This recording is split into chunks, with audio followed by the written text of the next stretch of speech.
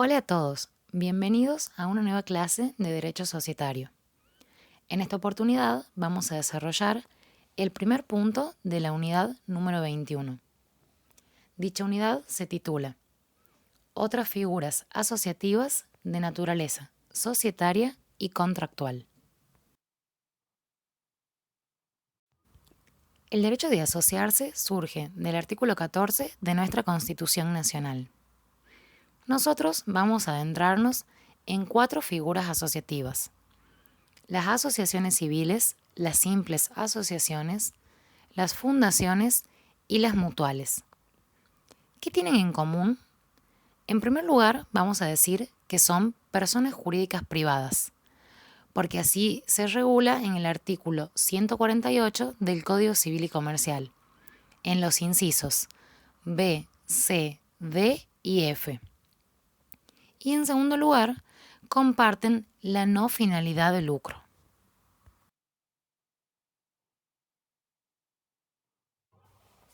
Pasemos a desarrollar ahora los conceptos de cada una. La asociación civil es una persona jurídica privada que debe tener un objeto que no sea contrario al interés general o al bien común. En el artículo 168 se establece cómo interpretar el interés general, poniendo como límite el respeto a los valores constitucionales. La asociación civil no puede perseguir el lucro como fin principal, ni puede tener por fin el lucro para sus miembros o para terceros. Sin embargo, esto no significa que no pueda tener un balance positivo, pero lo recaudado no se reparte entre sus miembros, sino que se reinvierte en la misma asociación. Es decir, que en realidad quienes no tienen fin de lucro son sus asociados. Debe constituirse a través de un instrumento público y requiere autorización estatal para funcionar. Antes de su inscripción en el registro, se rige por las normas de la simple asociación.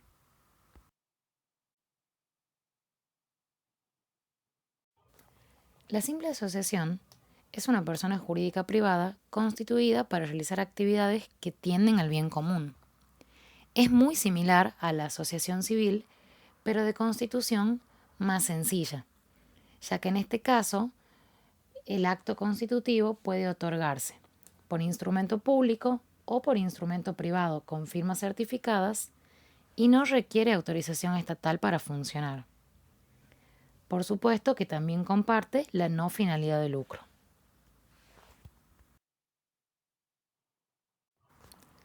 La fundación, por su parte, es una persona jurídica privada que se constituye con una finalidad de bien común, sin propósito de lucro, mediante el aporte patrimonial de una o más personas destinado a hacer posibles sus fines. Aquí tenemos 2 diferencias con la asociación civil.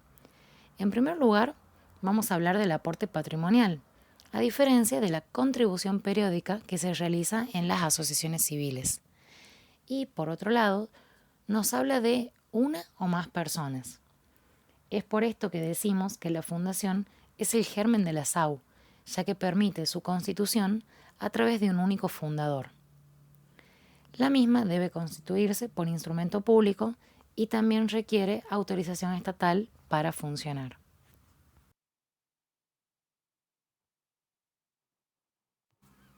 Las mutuales son personas jurídicas privadas, sin fines de lucro, prestadoras de servicios y sostenidas por el aporte de sus asociados. Junto con las cooperativas, constituyen los pilares de la economía solidaria. Tienen el objetivo de brindarse entre sus miembros ayuda recíproca frente a riesgos eventuales o de concurrir a su bienestar material y espiritual mediante una contribución periódica. Las mutuales son una salida conjunta a los problemas comunes, una respuesta de muchos a las necesidades del conjunto, y van a prestar diversos servicios, como salud, educación, turismo, etc. También se constituyen a través de un instrumento público y requieren autorización estatal para funcionar. deben inscribirse en el Registro Nacional de Mutualidades, lo cual les otorga el carácter de sujeto de derecho. En Tucumán, el organismo local es el IPACIM, Instituto Provincial de Acción Cooperativa y Mutual.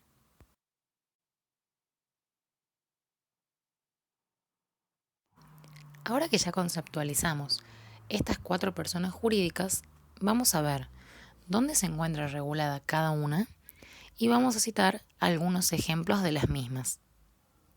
En primer lugar, cabe destacar que el Código Civil derogado dedicaba tan solo 20 artículos de los 4.051 que tenía en total a la regulación de las personas jurídicas. Entre ellos no se encontraba un concepto de las mismas, sino que se las definía de manera residual. Actualmente, el Código Civil y Comercial de la Nación destina 83 artículos a la regulación de las personas jurídicas, dentro de los cuales, en la primera parte, desde el artículo 141 al 165, se establece una parte general aplicable a todas ellas y se nos brinda una definición de las mismas. Son personas jurídicas todos los entes a los cuales el ordenamiento jurídico les confiere aptitud para adquirir derechos y contraer obligaciones para el cumplimiento de su objeto y los fines de su creación. Es decir, que esta parte general es aplicable a todas las personas jurídicas independientemente de su regulación especial.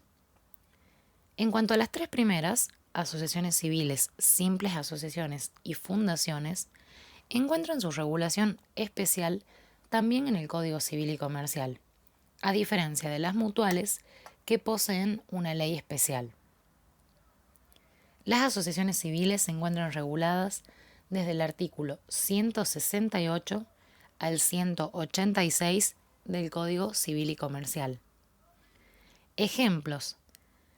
El más común son los clubes de fútbol. Es muy probable que algunos de ustedes sean asociados de un club de fútbol en nuestra provincia. Otra persona jurídica muy reconocida bajo la forma de asociación civil es ALIT, Asociación Civil por la Lucha de la Identidad Travesti y Transexual. Esta persona jurídica adquirió gran relevancia ya que tuvo complicaciones al comienzo por el objeto que revestía. Es un fallo muy interesante para que lo lean sobre el otorgamiento de la autorización para funcionar. Otra asociación civil que está sonando mucho en estos últimos días es ACTA, Asociación Civil de Trabajadores del Arte. Habrán visto distintas propagandas de actores que se reunieron durante la pandemia para formar esta asociación civil. En cuanto a las simples asociaciones, se regulan desde el artículo 187 al 192 del Código Civil y Comercial. Un ejemplo es ALFA, Asociación Lingüística Forense Argentina. En cuanto a las fundaciones, se regulan desde el artículo 193 al 224 del Código Civil y Comercial. Hay muchas conocidas, entre las cuales podemos mencionar la Fundación Favaloro, la Fundación Leo Messi y a nivel provincial la Fundación León. Por último, las mutuales, como ya dijimos, se rigen por una ley especial, la Ley 20.321, y además por las normas del Instituto Nacional de Acción Mutual. En Tucumán son muy reconocidas las mutuales policiales. Además pueden encontrar mutualidades de distintos rubros. Por ejemplo, la Sociedad de Ayuda Mutua de Peluqueros y Peinadores de Tucumán. Ahora vamos a ver los derechos de los miembros de estas figuras. En la asociación civil, sus miembros se denominan asociados. El estatuto debe prever las clases o categorías de asociados, describiendo las prerrogativas y deberes de cada una. Además, el estatuto debe prever el régimen de ingreso, admisión, renuncia, sanciones disciplinarias, exclusión y recursos contra las decisiones. Tanto el régimen de ingreso como el de exclusión tienen una característica especial, ya que requieren la aprobación de la comisión directiva, órgano de la asociación civil que veremos más adelante. El estatuto puede imponer condiciones para que los asociados participen en los actos de gobierno, pero la cláusula que importe una restricción total al ejercicio de sus derechos no tiene ningún valor. El pago de las cuotas y contribuciones correspondientes al mes inmediato anterior es necesario para participar en las asambleas, pero en ningún caso puede impedirse la participación del asociado que purgue la mora con antelación al inicio de la asamblea. El derecho a renunciar del asociado está vigente en todo momento. Sin embargo, solo pueden ser expulsados por causas graves previstas en el estatuto, asegurando el derecho de defensa del asociado en el procedimiento y el derecho de que la decisión de la comisión directiva sea revisada por la asamblea. En cuanto a la responsabilidad de los asociados, esta encuentra su límite en la integración de los aportes comprometidos al constituir la sociedad o posteriormente al pago de cuotas y contribuciones periódicas.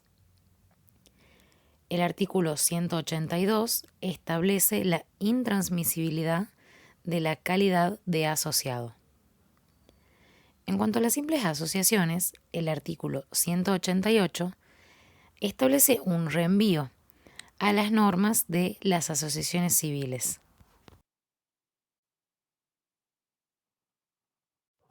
En el caso de las fundaciones, no vamos a hablar de asociados, sino de beneficiarios. Las mismas pueden ser creadas por la voluntad de una o varias personas, humanas o jurídicas, y en el caso de las personas humanas, lo pueden hacer hasta por actos de última voluntad. El objeto de las fundaciones es altruista. El bien común, el bien público deben ser el fin de la misma, y no debe existir lucro. Su fin es exclusivamente benéfico. El patrimonio inicial es aquel patrimonio que debe posibilitar razonablemente el cumplimiento de los fines propuestos, siendo indispensable para que el Estado otorgue la autorización para funcionar. Dentro de este patrimonio inicial se consideran, por un lado, las donaciones iniciales y efectivas realizadas en el acto constitutivo, y por otro, las promesas o compromisos de aportes de integración futura contraídas por los fundadores o por terceros. Las promesas de donación hechas por él o los fundadores en el acto de constitución son irrevocables. ¿A partir de cuándo? A partir de la resolución de la autoridad que autorice a la entidad a funcionar como persona jurídica. Si bien el acto de donación es una declaración unilateral de voluntad que podría ser revocada en cualquier momento, cuando la fundación obtiene la personería, los bienes pasan a formar parte de su patrimonio de manera definitiva.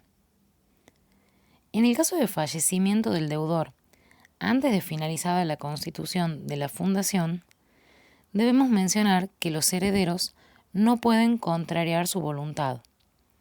Es decir, que si el fundador falleciera luego de haber firmado el acto constitutivo con alguna promesa de donación, y este fue presentado a la autoridad de aplicación para que se otorgue su autorización, los herederos del difunto no podrán solicitar la revocación de las mismas. Es decir, en el caso de que el fundador esté vivo, no puede revocar las promesas de donación una vez otorgada la autorización estatal para funcionar. En el caso de que el fundador falleciera durante el periodo de gestación de la fundación, sus herederos no podrán revocar las promesas de donación una vez que el acto constitutivo firmado por el fundador fue presentado ante la autoridad de Contralor, porque se entiende que en esa presentación se encuentra la voluntad del fundador de constituir la fundación y hacer efectiva la donación. Una vez que la fundación obtiene la personería jurídica, tiene todas las acciones para demandar el cumplimiento de las promesas de donación hechas tanto por sus fundadores como por terceros. Por otro lado, debemos hablar del Plan Trienal de Acción. Este plan consiste en proyectar cómo va a ejecutar la entidad en sus primeros 3 años de vida sus distintas actividades, indicando con precisión la naturaleza, las características y el desarrollo de esas actividades necesarias para su cumplimiento, como también las bases presupuestarias para su realización. Cumplido el plazo, se debe proponer un nuevo plan para los 3 años sucesivos con idénticas condiciones. Durante esta etapa de gestación, los fundadores y administradores de la fundación son solidariamente responsables frente a los terceros por las obligaciones contraídas hasta el momento en que se obtiene la autorización para funcionar. Los bienes personales de cada uno de ellos pueden ser afectados al pago de esas deudas, pero solo después de haber sido satisfechos sus acreedores individuales. Pasamos ahora a las mutuales. Como ya mencionamos, estas se constituyen con el objeto de brindarse ayuda recíproca frente a riesgos eventuales o de concurrir al bienestar de sus asociados. Un ejemplo son las mutuales de policías que compran productos a gran escala para que luego sus miembros los adquieran a menores costos, produciéndose así el beneficio. El estatuto social de la mutual determinará las condiciones que deben reunir las personas para ingresar a la misma, relacionadas con su profesión, su oficio, empleo u otras circunstancias que no afecten los principios básicos del mutualismo, quedando prohibida la introducción de cláusulas que restrinjan la incorporación de argentinos o que pongan a estos en condiciones de inferioridad con relación a los de otra nacionalidad. Las categorías de socios serán establecidas por cada asociación mutual dentro de socios activos, socios adherentes y socios participantes. ¿Qué son las prestaciones mutuales? Son aquellas que, mediante la contribución o ahorro de sus asociados o cualquier otro recurso lícito, tienen por objeto la satisfacción de las necesidades de los socios, ya sea mediante asistencia médica, farmacéutica, otorgamiento de subsidios, préstamos, seguros o cualquier otra que tenga por objeto alcanzar un bienestar material o espiritual a los socios y, por supuesto, responder ante riesgos eventuales. Los socios de las entidades mutuales, cualquiera fuera su categoría, deben aportar con destino al Instituto Nacional de Acción Mutual el 1% de su cuota societaria. Para esta ocasión, las entidades mutuales serán agentes de retención, debiendo ingresar los fondos correspondientes dentro del mes siguiente de su percepción. Cabe destacar que en las mutuales los socios podrán ser sancionados en la forma en que determine el estatuto social, pero las causales de exclusión o de expulsión serán las determinadas en la ley.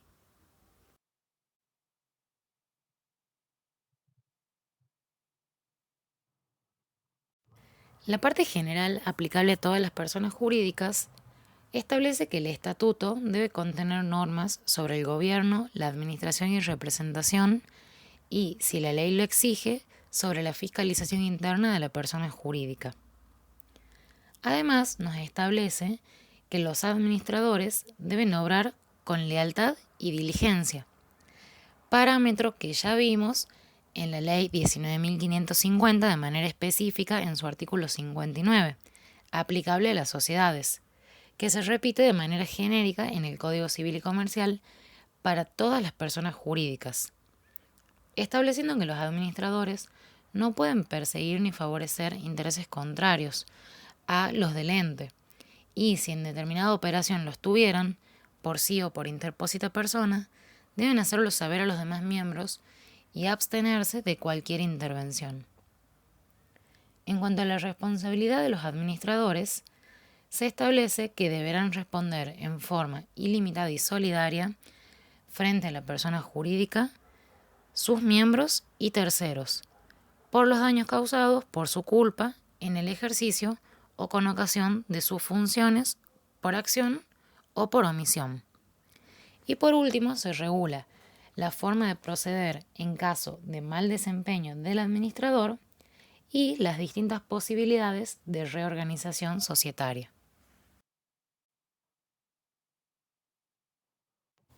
En la asociación civil debemos distinguir tres órganos.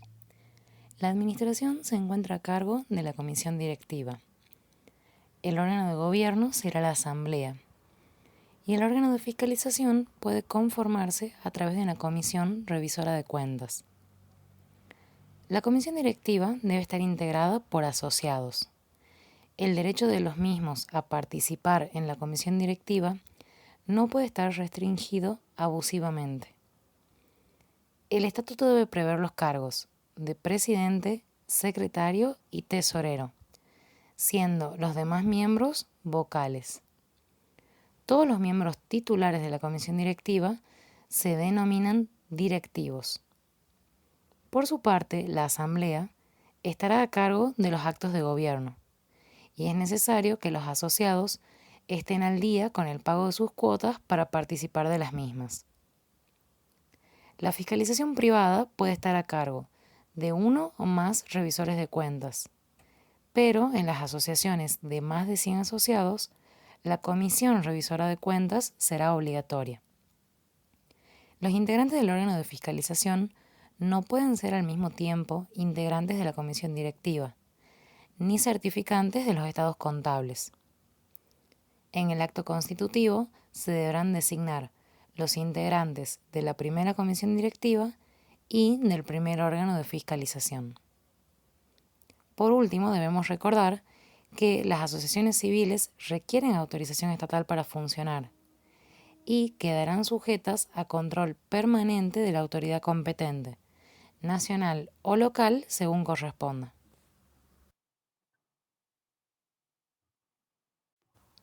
En la simple asociación, si bien el artículo 188 establece el reenvío a lo dispuesto para asociaciones civiles, el capítulo establece algunas normas especiales. En primer lugar, vamos a decir que en la simple asociación con menos de 20 asociados se puede prescindir del órgano de fiscalización. Sin embargo, subsiste la obligación de certificar estados contables. En el caso de prescindir del órgano de fiscalización, todo miembro mantiene su derecho a la información, es decir, que podrá informarse sobre el estado de los asuntos contables y consultar los libros y registros de la entidad. La cláusula en contrario se tiene por no escrita. Por otra parte, el artículo 191 establece el caso de insolvencia o insuficiencia de los bienes de la simple asociación. En este caso, el administrador y todo miembro que administre de hecho va a responder de manera solidaria por las obligaciones contraídas por la asociación simple que resulten de decisiones que se han suscripto durante su administración. El artículo nos establece que incluso podrán responder con sus bienes personales, pero fija una suerte de privilegio para los acreedores individuales de los administradores, los cuales deberán quedar satisfechos para poder afectar dichos bienes a las deudas de la asociación.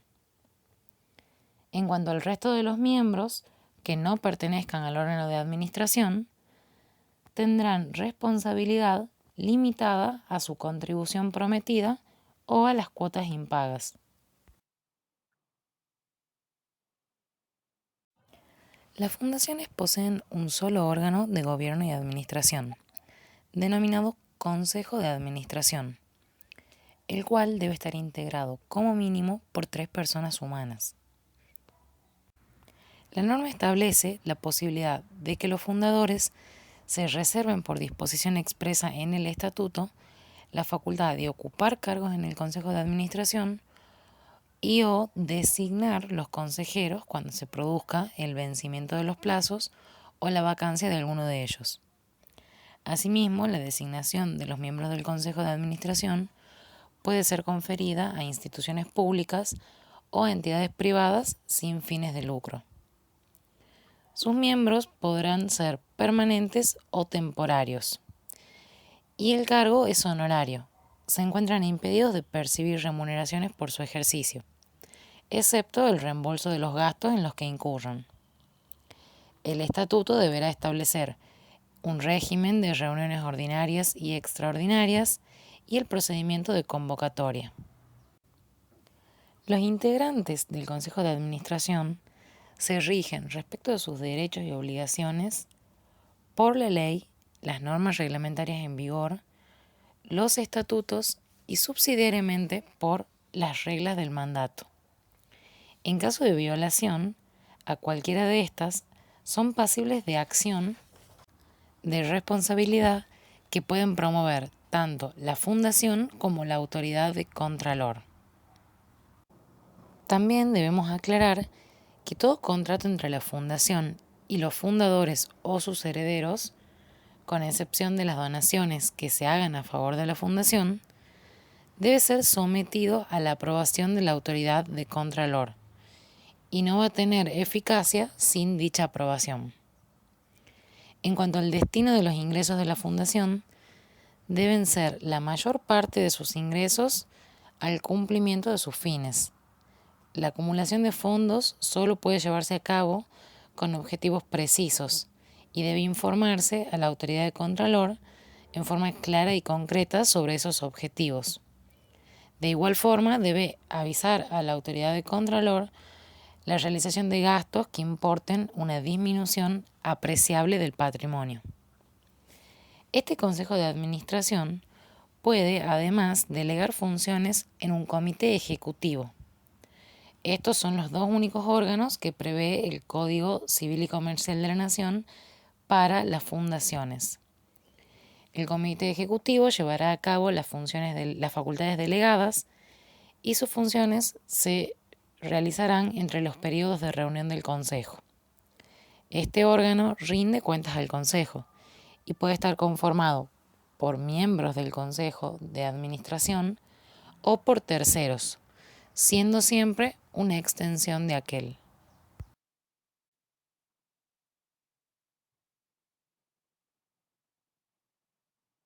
En las mutuales debemos distinguir el órgano directivo a cargo de la administración de la misma, el órgano de fiscalización y las asambleas.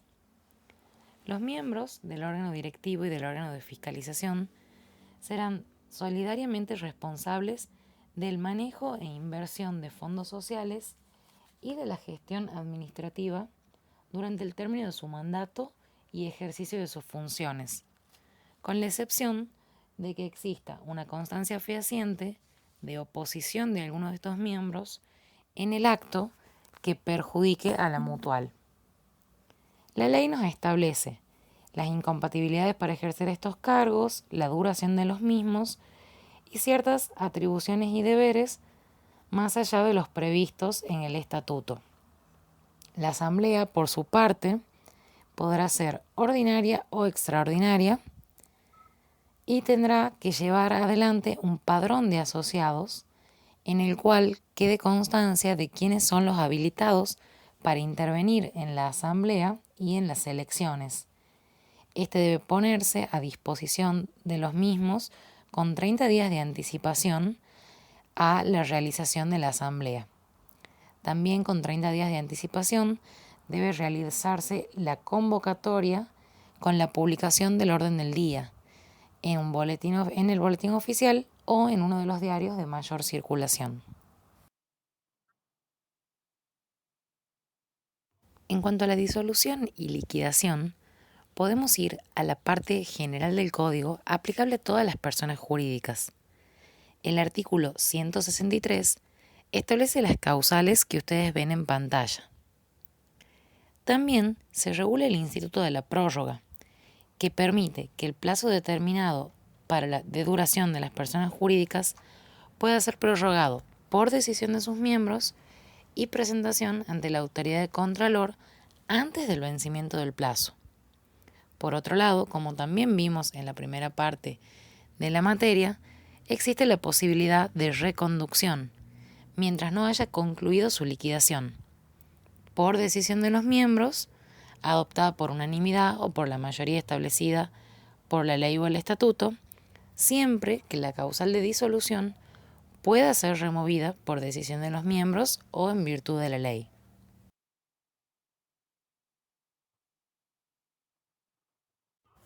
Como ustedes ya saben, una vez que se produce la causal disolutoria, se ingresa en el estado jurídico de la liquidación, en el cual la legitimación para actuar de la persona jurídica se ve reducida, ya que deja de realizar sus operaciones cotidianas para que su objeto se limite a concluir las operaciones pendientes, llevar a cabo esta liquidación, lo cual implica la realización del activo, cancelación del pasivo y finalmente cancelar la inscripción.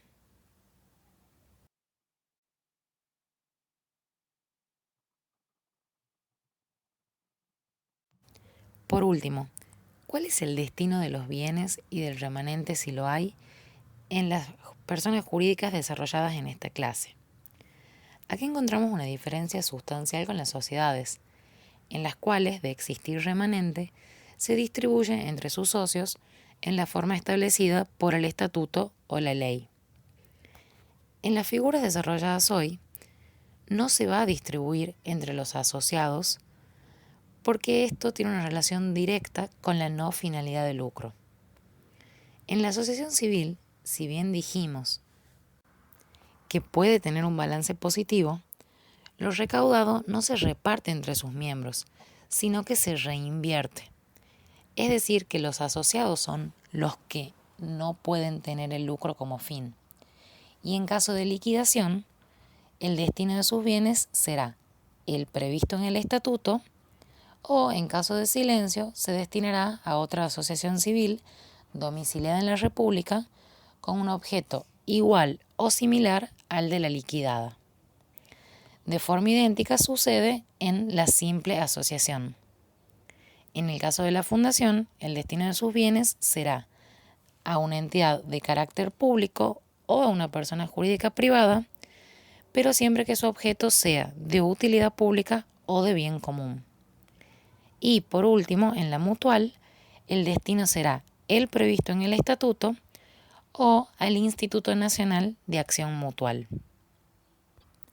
Con esto finalizamos la clase sobre otras figuras asociativas de naturaleza societaria y contractual, asociaciones civiles, simples asociaciones, fundaciones y mutuales. Recuerden que todas son personas jurídicas privadas, porque así lo establece el Código Civil y Comercial de la Nación, compartiendo la no finalidad de lucro y con las características distintivas que fuimos desarrollando a lo largo de la clase. Espero que les haya sido de utilidad. Muchas gracias.